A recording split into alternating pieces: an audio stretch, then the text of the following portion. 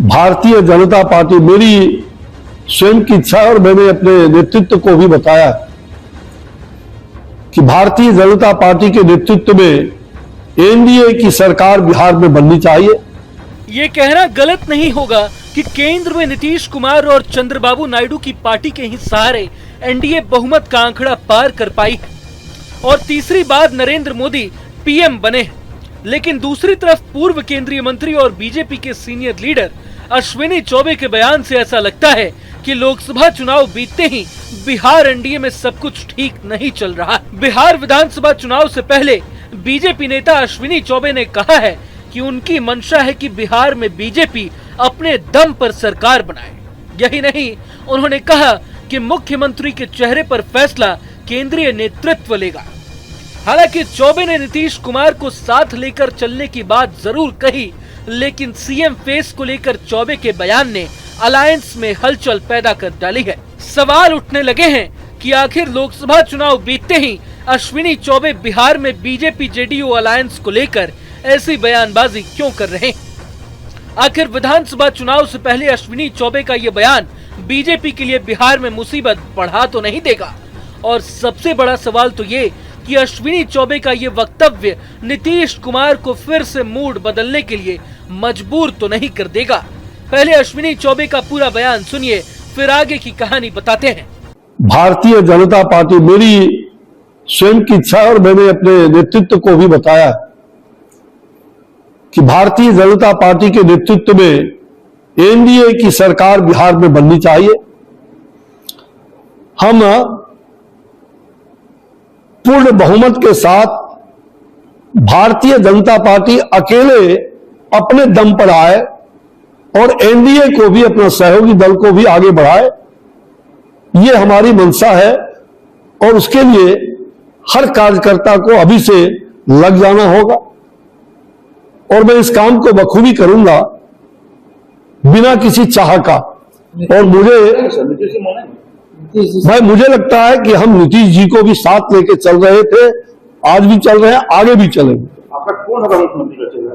भाई, मुख्यमंत्री का चेहरा तो उस समय जब चुनाव होगा उसके बाद देखा जाएगा। अभी वो पार्टी तय करेगी, केंद्र का नेतृत्व तय करेंगे। पहले या बाद में क्या होगा वो केंद्र नेतृत्व तय करेगा।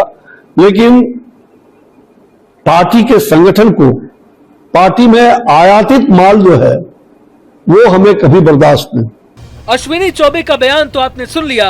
अपने बयान में वे साफ साफ कह रहे हैं कि उनकी इच्छा है कि बिहार में बीजेपी की अगुवाई में एनडीए की सरकार बननी चाहिए।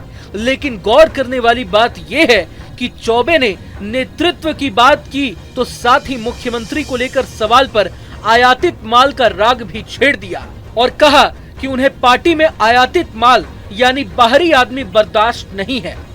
अब अश्विनी चौबे के निशाने पर सम्राट चौधरी हैं या नीतीश कुमार, ये बड़ा सवाल है। लेकिन पहले एनडीए गठबंधन में क्या चल रहा है इस पर बात कर लेते हैं। ध्यान हो कि नीतीश कुमार ने कुछ ही महीने पहले महागठबंधन से नाता तोड़ एनडीए में वापसी कर सरकार बनाई थी।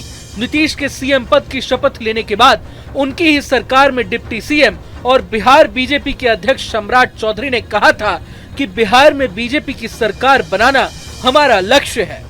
लोकसभा चुनाव में भी जब सीटों का बंटवारा हुआ तो बीजेपी पहली बार बड़े भाई की भूमिका में नजर आई।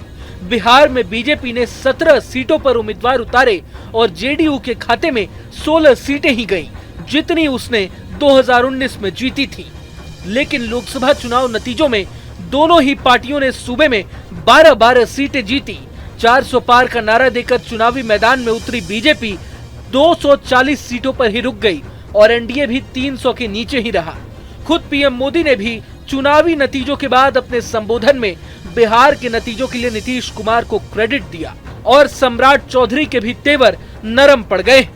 फिर सवाल उठ रहे हैं कि आखिर अश्विनी चौबे ऐसे वक्त में नेतृत्व की बात क्यों उठा रहे। कहा तो ये जा रहा है कि भविष्य के लिहाज से बिहार में बीजेपी अपने गोल पर भी नजर गड़ाए हुए है।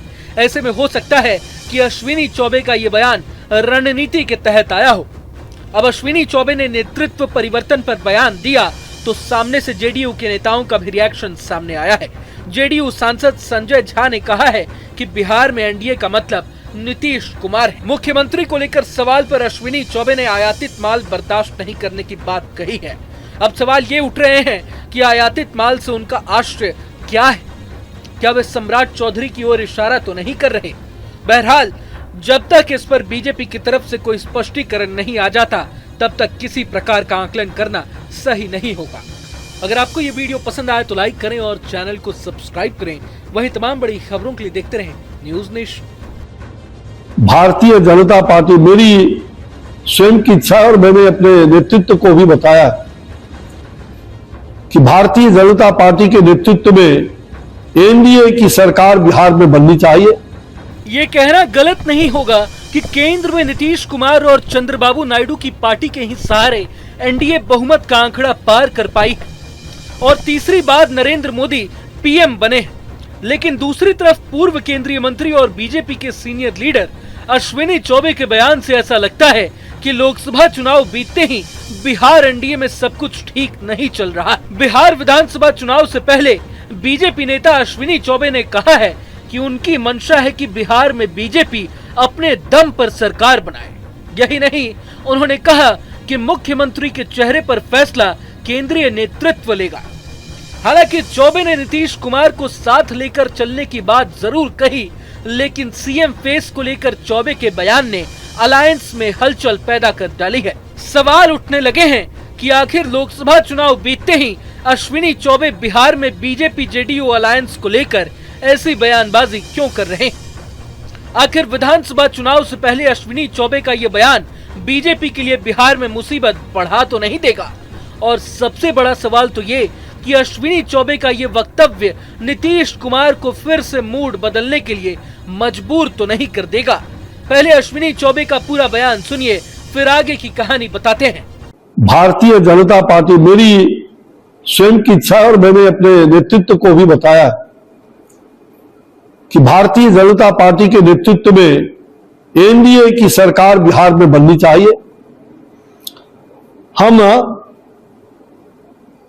पूर्ण बहुमत के साथ भारतीय जनता पार्टी अकेले अपने दम पर आए और एनडीए को भी, अपना सहयोगी दल को भी आगे बढ़ाए, ये हमारी मंशा है और उसके लिए हर कार्यकर्ता को अभी से लग जाना होगा और मैं इस काम को बखूबी करूंगा बिना किसी चाह का। और मुझे लगता है कि हम नीतीश जी को भी साथ लेके चल रहे थे, आज भी चल रहे हैं, आगे भी चलेंगे। आपका कौन होगा मुख्यमंत्री का चेहरा? भाई, मुख्यमंत्री का चेहरा तो उस समय जब चुनाव होगा उसके बाद देखा जाएगा।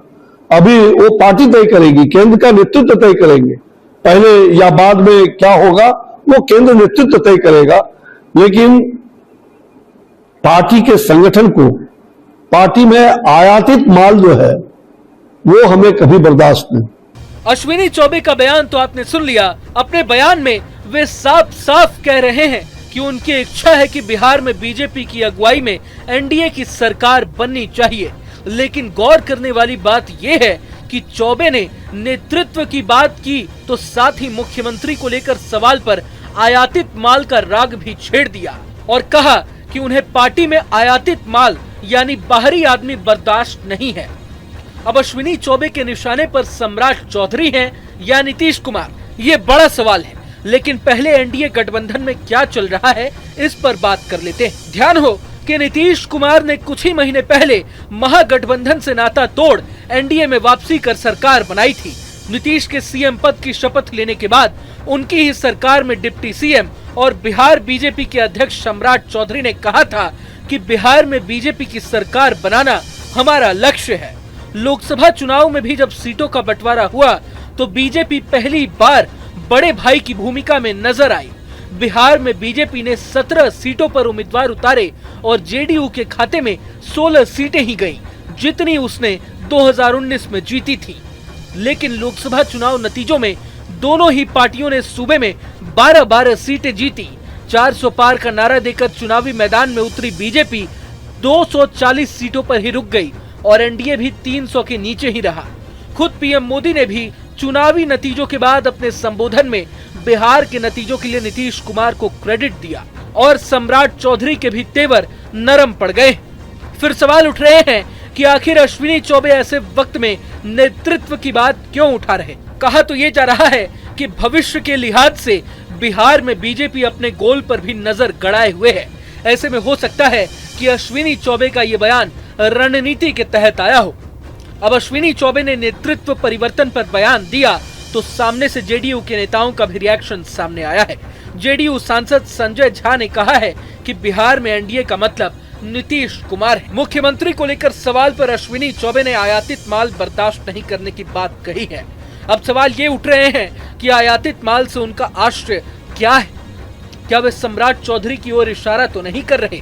बहरहाल जब तक इस पर बीजेपी की तरफ से कोई स्पष्टीकरण नहीं आ जाता तब तक किसी प्रकार का आकलन करना सही नहीं होगा। अगर आपको ये वीडियो पसंद आए तो लाइक करें और चैनल को सब्सक्राइब करें। वहीं तमाम बड़ी खबरों के लिए देखते रहें न्यूज़ नेशन।